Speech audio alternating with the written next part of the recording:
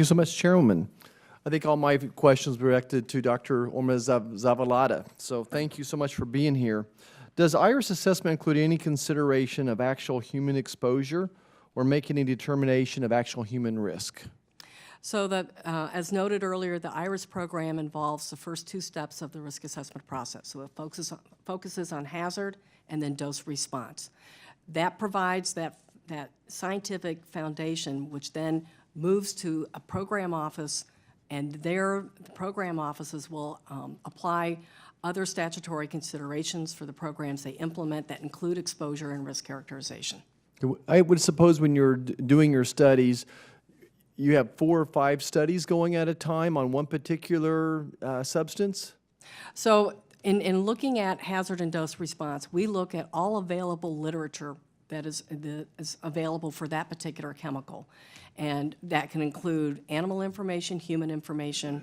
This is where our systematic review process comes into play, where it helps to organize and synthesize that information. What do you do when there's conflicting data, which I see all the time as a physician? I'll see 20 studies on a particular issues and maybe 7 or, anyway, there's usually lots of conflict between the studies that I'll read. There's a lot of conversation, there's a lot of judgment that's employed in going through these evaluations, and that's why it's so critical that we have the levels of review that we have. So as we look through all of the information available and making determinations and judgments about hazard and dose response, that forms those toxicity. And do you share with others, here's the studies we looked at, and this is why we chose this one over that one, so that's a transparent process? Absolutely. Okay.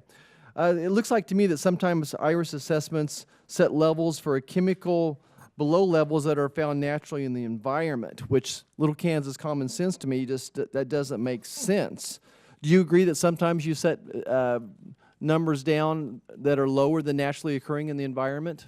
So depending on the chemical and what information is available, and so I don't know if you have a specific compound in mind, but we'll look at all of the available information, and that will feed into our dose response assessments that could give a risk level that incorporates various levels of uncertainty as well. So if we're sitting in this room and we were packed here together, and whether it's ethylene oxide or formaldehyde, whichever one it is, if you're setting lower level than what we would measure, do you ever measure what's in just common currently in the environment? And I mean, it just doesn't make sense to me. So the measurement information is not part of the hazard dose response evaluation. That's what comes in with the program offices and looking at exposure and determining what the final risk assessment will be.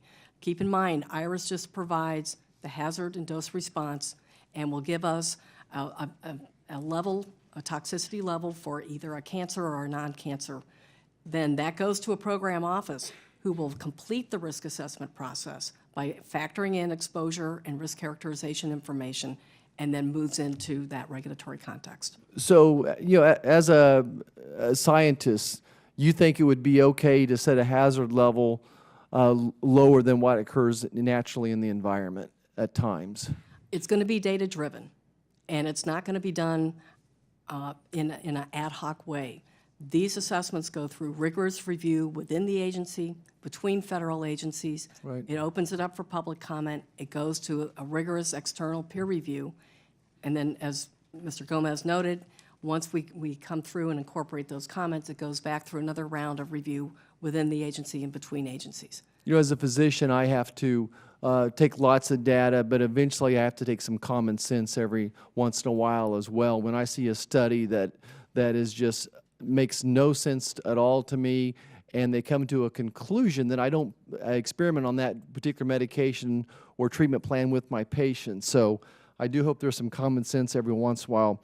Are IRIS assessment cancer classifications representative of actual human health risk? I'm sorry, can you clarify that again? Yeah, are IRIS assessment cancer classifications representative of actual human health risk? So the agency has cancer risk assessment guidelines, and those were last developed in 2005, and that lays out different levels of carcinogenicity classification based on available information. So they will include what information we have from human data as well as animal data or other supporting data. And those go into those cancer classifications. Okay, thank you, and I yield back.